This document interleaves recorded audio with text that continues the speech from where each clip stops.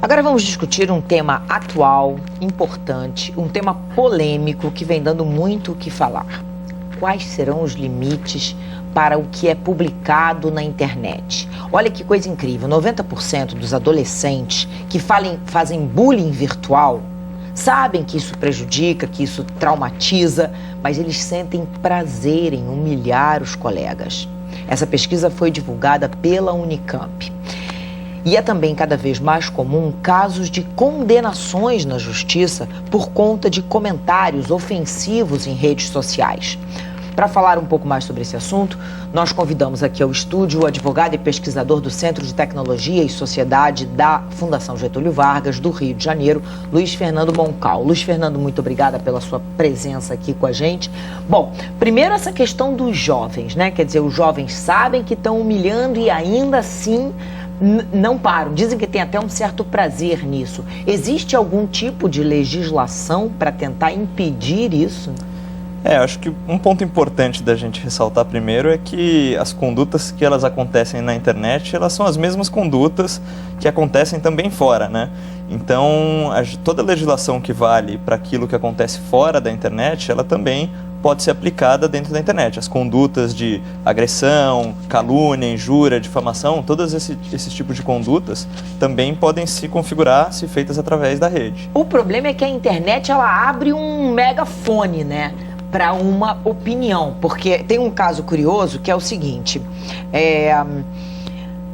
duas mulheres compartilharam uma mensagem em que uma delas ofendia um veterinário, dizendo que ela pagou 20 mil reais.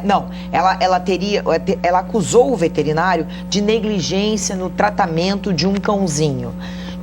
Essa mensagem foi mandada para uma outra amiga, que replicou para outras. Enfim, o fato é que as duas vão ter que pagar 20 mil reais por danos morais a esse veterinário. Então a gente volta a essa questão que você falava. Uma coisa é eu comentar com uma pessoa amiga minha que eu não gostei da atitude de um veterinário, ou seja, de quem for. Outra coisa é eu colocar isso num megafone da internet. E aí a questão que a gente está discutindo é qual que é o limite da liberdade de expressão, até onde ela pode ir. E a gente sabe que as novas tecnologias, elas propiciam um grande espaço para debate, para questões que são cruciais para a democracia. Você pode denegrir ou acabar com uma pessoa Você em pode, segundos. Por um lado, denegrir e acabar com uma pessoa, e por outro, você pode discutir temas políticos, coisas que são fundamentais para o país. Então é um grande desafio para o legislador e também para o juiz encontrar o equilíbrio entre essas duas coisas, entre o direito de liberdade de expressão das pessoas e o direito à privacidade do cidadão, ou o direito à honra, à imagem, etc.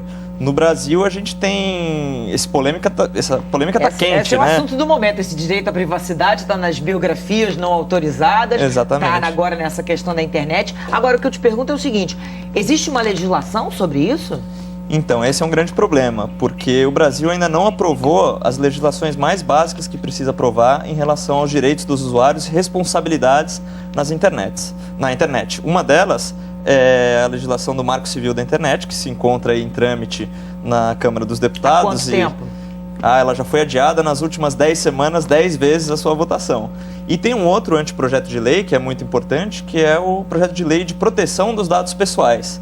Esse é um anteprojeto, foi discutido em consulta pública com a sociedade, é uma legislação bastante avançada, super importante, só que ainda não saiu do Executivo, que está finalizando o texto e não foi mandada para o Congresso. E a urgência é imensa, né? Porque os casos, enfim, todos os dias a gente tem milhares de novos casos.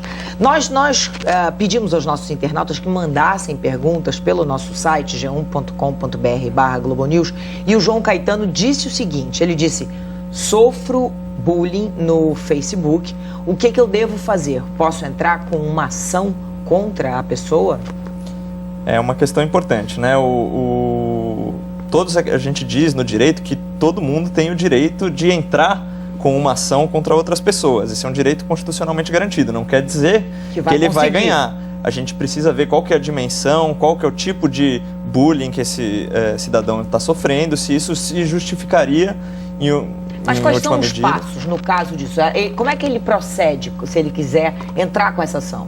Bom, para entrar com uma ação ele vai precisar consultar um advogado, saber quais são os seus direitos, e aí existe um grande problema, que é essa ausência de legislação no que diz respeito à internet. Como é que você entra com uma ação se não tem uma legislação? Mas você tem os direitos constitucionais garantidos, os direitos à dignidade da pessoa humana, o direito à privacidade, intimidade. Por outro lado, a pessoa que se ele quiser mover uma ação vai se defender com o seu direito à liberdade de expressão, e a gente precisa definir o que é bullying. Ele é um cidadão comum que está sendo ridicularizado ou sofrendo algum tipo de comentário crítico, em que medida esse comentário é exagerado, não é mal educado, ou ele é uma pessoa pública que está sofrendo críticas por causa da função que ele exerce, né? Então, se for nesse caso, a privacidade já é tradicionalmente mais restringida, né, ao trabalho dele ou alguma coisa. Tem várias questões envolvidas. Tem várias questões. É muito difícil a gente falar de casos hipotéticos, porque a gente não sabe os detalhes, né? A gente não sabe qual foi o termo empregado,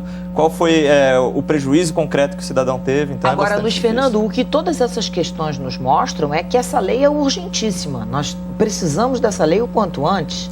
A gente precisa dessas duas leis que eu mencionei o quanto antes, né? O Marco Civil da Internet e a proteção de dados pessoais.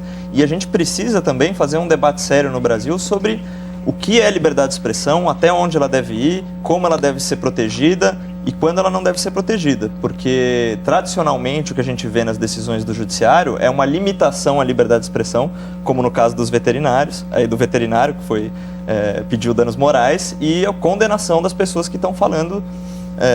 É um limite muito tênue, né? É um limite muito tênue. E aí eu pergunto, né, pro telespectador aí, qual que é o objetivo da liberdade de expressão? Para elogiar os outros, eu não preciso de liberdade de expressão. Todo mundo gosta de ser elogiado. Para criticar, ninguém quer. Bom, tá aí a sugestão, então, do Luiz Fernando. Entre em contato com a gente, se manifeste, diga qual é a sua opinião sobre o limite da liberdade de expressão. Luiz Fernando Moncal, muito obrigada pelas suas explicações. Estamos longe ainda de ter uma definição sobre essas e outras questões da internet. Muito obrigada. Muito obrigado.